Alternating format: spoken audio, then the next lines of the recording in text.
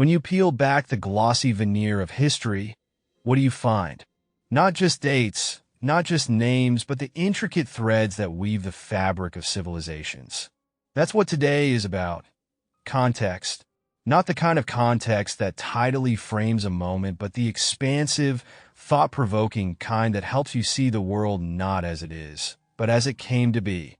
It's a lens that sharpens your critical thinking, deepens your empathy, and arms you with the tools to navigate a future that is, in many ways, a reflection of the past. If history is a mirror, then understanding its patterns is the key to deciphering its message. And nothing screams cyclical quite like the story of power, how it rises, consolidates, and inevitably shifts. The European superpowers, with their sprawling empires and unrelenting dominance from the 15th to the 20th centuries, offer a case study in how geography and resources, not inherent superiority, shape global trajectories. The narrative is rich, complex, and perhaps most importantly, illuminating. Europe didn't dominate the world because its people were smarter, braver, or more deserving than anyone else. Forget the pseudoscientific claims of the past. Those myths have long been debunked. Instead, what propelled Europe into the global spotlight was a fortuitous alignment of geography, resources, and timing. Jared Diamond's guns, germs, and steel breaks this down with surgical precision, unraveling the myth of European exceptionalism and replacing it with a far more nuanced and far more compelling truth. Europe's geographical luck started with its place on a massive landmass, Eurasia, teeming with biodiversity and natural resources. This vast expanse allowed for the exchange of ideas, technologies, and even genetic immunities.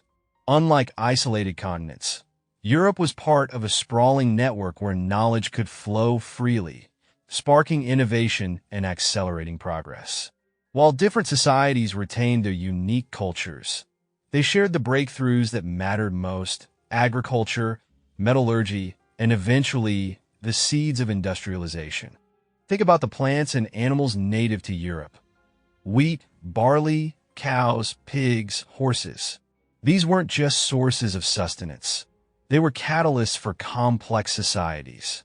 Agriculture enabled population growth, and with more people came specialization: soldiers, merchants, craftsmen, scholars.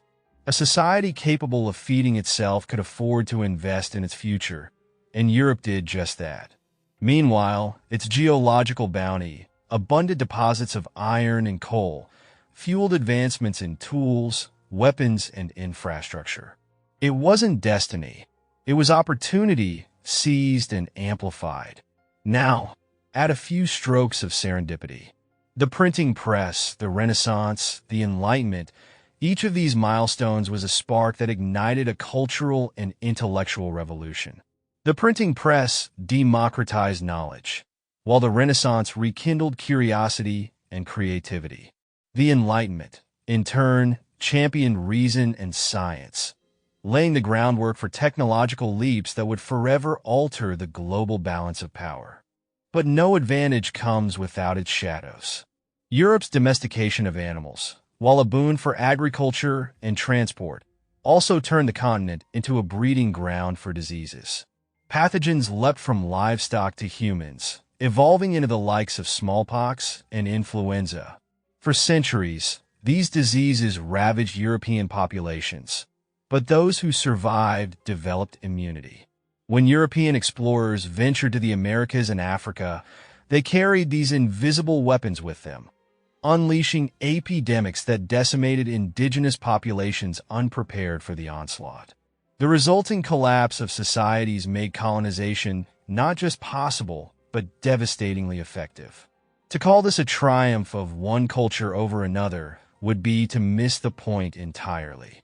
The rise of Europe was not a testament to inherent superiority, but a convergence of factors: geographic luck, resource availability, and historical timing. These advantages do not diminish the achievements of European civilizations. They simply place them in context. And context, as you've probably realized by now, is everything. The broader your understanding of history, the sharper your insights into the present. It's easy to oversimplify, to paint the world in black and white strokes.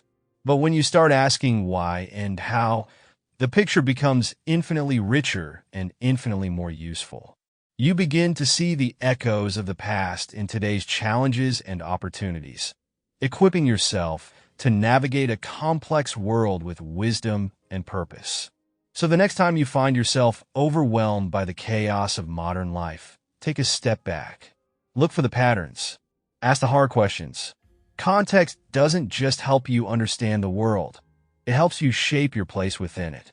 And while the journey toward clarity isn't always linear, it's always worth it.